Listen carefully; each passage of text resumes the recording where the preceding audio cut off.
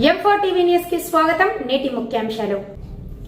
M4 TV news ప్రేక్షకులకు నిజాయితీగా, నిర్భయంగా ఎప్పటికప్పుడు తాజా కబుర్లు, భక్తి గీతాలు m4tvnews.com వెబ్సైట్ యాప్లో ప్రత్యేక ప్రసారం చేస్తుంది. వార్తలు, ప్రకటనల కోసం సంప్రదించవలసిన సెల్ ఫోన్ నెంబర్లు 9666665026 9014163335.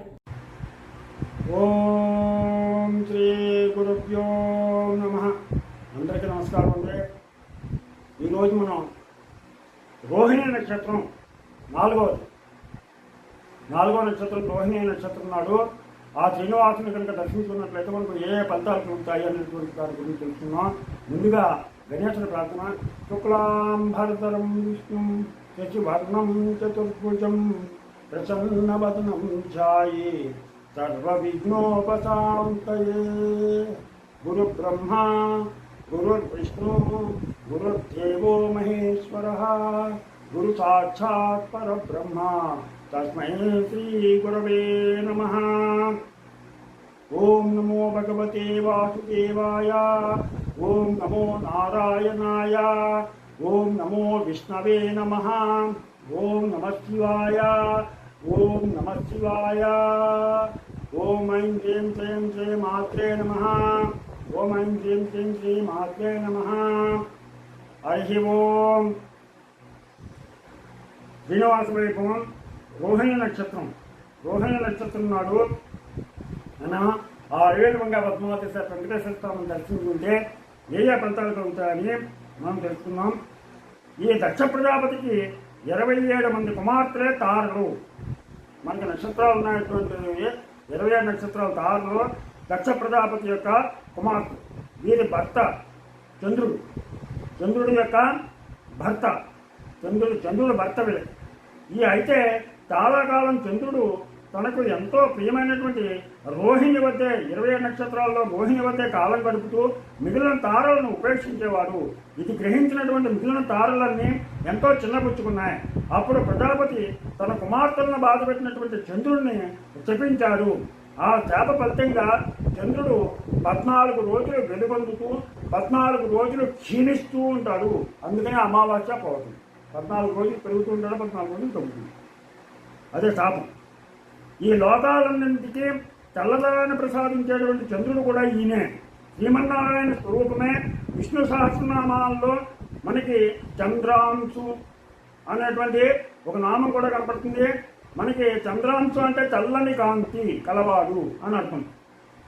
ఆ వెంకటేశ్వర స్వామి యొక్క నామాల్లో కనపడుతుంది. మనకి నిరంతరం తననే ఎవరు ఆరాధిస్తూ ఉంటారో వాళ్ళని అన్ని బాధల నుంచి విముక్తులను చేసి చల్లని ఆనందం కలుగజేసేవాడు ఆ శ్రీమన్నారాయణుడే.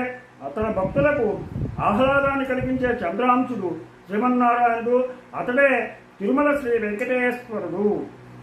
శ్రీమన్నారాయణుల వారు ఈ రోహిణి నక్షత్రంలోనే శ్రీకృష్ణునిగా అవతరించి దుష్ట శిక్షణ శిక్షరక్షణ గావించాడు. రోహిణి నక్షత్రంలో పుట్టాడు శ్రీకృష్ణుడు. ఆ శ్రీకృష్ణుడు శ్రీమన్నారాయణుడే శ్రీకృష్ణుడిగా పుట్టి దుష్ట శిక్షణ చేశాడు, శిష్యుడిని రక్షించాడు. స్వయంభూ మనువు కాలంలో కృతవుడు అనే ప్రజాపతి ఉండేవాడు. అతని భార్య కృష్ణి. వీరిద్దరూ కూడా గొప్ప విష్ణు భక్తులు. వీరికి సంతానం లేక చాలా చింతించేవారు. శ్రీమన్నారాయణ ప్రార్థిస్తూ ఎన్నో సంవత్సరాలు ఘోర తపస్సు చేశారు. శ్రీమన్నారాయణుడు భక్త పరాయణుడు కదా. వారు తపస్సుకు మెచ్చి దివ్య తేజస్సుతో వెలిగిపోతూ దర్శనమిచ్చారు. శ్రీమన్నారాయణ దర్శనం లభించిన ఆ దంపతులు ఆనందానికి అవధి లేదు. దంపతులిద్దరూ ఆ స్వామిని అనేక విధాల స్తుతించారు. ఓ జగన్నాథ, జగద్రక్షక, నీకివే మా నమస్కారములు. ఈ జగత్తుకు సర్వాధారము నీవే. ఈ లోకములను సృష్టించే బ్రహ్మము నీవే. సర్వ దేవతాగణము నీ అందే ఉన్నారు. సముద్రాలు, పర్వతాలు, నదులు, ధర్మము, యజ్ఞము అన్నీ నీ అందే ఉన్నాయి. పురాణాలు, వేదాలు, శాస్త్రాలు, ఛందస్సులు, త్రికాలములు, త్రిలోకములు అన్నీ నిన్ను ఆశ్రయించే ఉన్నాయి. ఈ జగత్తంతా కూడా నీవే. నీవు ఇక్కడ ఉన్నావు, అక్కడ లేవు అని ఎవ్వరూ కూడా చెప్పజాలరు. ఇందుగలడందు లేదని సందేహము వలదు చక్రి సర్వోపగతుందెందు వెతిక చూసిన అందందే గలడు అని చెప్పారు. అలాగా ఎక్కడ చూసినా కూడా ఈ జగత్తంతా కూడా నువ్వే ఉన్నావు. అందుకని భూత భవిష్యత్తు వర్తమాన కాలంలో ఈ జగత్తంతా ఉంది, ఉన్నది నువ్వే. సర్వము వ్యాపించి ఉండే విష్ణువు అని కీర్తింపబడుతున్నావు. జలమునందున్నావు కాబట్టి నీవు నారాయణుడిగా స్తుతింపబడుతున్నావు. ధర్మమును అంటే గోవుని నీ తత్వంగా కలిగి ఉన్నావు కాబట్టి గోవిందునిగా అర్పింపబడుతున్నావు. విషేకములు అంటే ఇంద్రియములు అన్నీ నీ నియంత్రణలో ఉంటాయి కాబట్టి ఋషికేశునిగా కొలవబడుతున్నావు. ప్రళయకాలంలో సర్వజీవులను నీ లోకానికి ఆకర్షించుకునేవాడివి కాబట్టి సంకర్షునిగా కీర్తింపబడుతున్నావు. ఆది మధ్యాంతరహితుడవు. నీ దర్శన భాగ్యంచే మా జన్మ ధన్యమైంది అని అనేక విధాలు కీర్తించారు. అప్పుడు శ్రీమన్నారాయణుడు ఆ దంపతులతో, భక్తులారా, మీ అకుంఠిత తపస్సుకు ఎంతో సంతోషించాను, మీకు ఏం వరం కావాలో కోరుకోమని సెలవిచ్చాడు. అప్పుడు ఆ దంపతులు, స్వామి, ఈ విశ్వంలో నీ అంతటి దయామయుడు లేడు, మా ఎద్దు దయించి నువ్వే మాకు పుత్రుడిగా జన్మించు అని వేడుకున్నారు. స్వామి చిరునవ్వు నవ్వి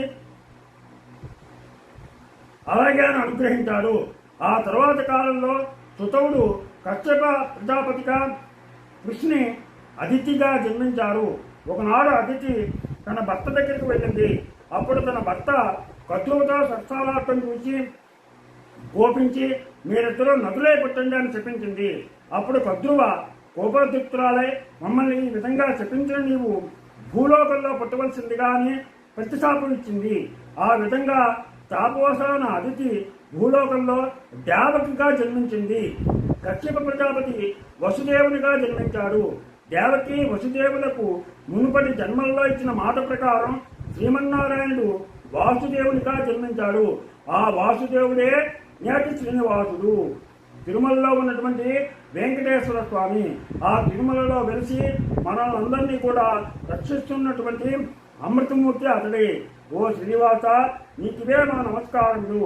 ఓ శ్రీమన్నారాయణ, నీకివే మా ప్రణామములు. ఓ జగద్రక్షక, నీకివే మా నమస్కారములు. శ్రీ అక్కాంతాయ కళ్యాణ నిదయే నిదయే దినాం శ్రీ వెంకట నివాసాయ శ్రీనివాసాయ మంగళం. ఈరోజుతోటి రోహిణి నక్షత్రం పూర్తయింది. రేపు మృగశిర తెలుసుకున్నాం. మీరందరూ కూడా అవకాశం ఉన్నంత మట్టికి ఆ వెంకటేశ్వర స్వామి గుడిని దర్శిస్తూ, అలాగే తిరుమల శ్రీ వెంకటేశ్వర స్వామిని అల్వేలంగా పద్మావతి సహిత శ్రీ వెంకటేశ్వర స్వామి ఏ నక్షత్రం నాడు మీకు ఉపయోగకరంగా ఉంటుందో ఆ నక్షత్రం రోజుని ఆ స్వామిని దర్శించుకుని మీ కోరికను సఫలీకృతం చేసుకుంటారని ఆశిస్తూ, మీరు ఈ శ్రీనివాస వైభవాన్ని, నక్షత్ర వైభవాన్ని మీరు 10 మందికి తెలియజేయండి. వాళ్ళకు కూడా మన ఆధ్యాత్మిక గురించి తెలియజేయండి. మీ పిల్లలకి వీరైన కూడా తెలియజేయండి. 10 మందికి తెలియజేసి ఆ పుణ్యాన్ని కూడా మీరు సంపాదించుకుని మీరు ఆ వెంకటేశ్వర స్వామి యొక్క కృపకు పాత్రలు అవుతారని ఆశిస్తూ, మీకు నా ఛానల్ కనుక నచ్చినట్లయితే సబ్స్క్రైబ్ చేయమని, అలాగే లైక్ చేయమని కోరుతూ రాపాక వెంకట ప్రభాకర్.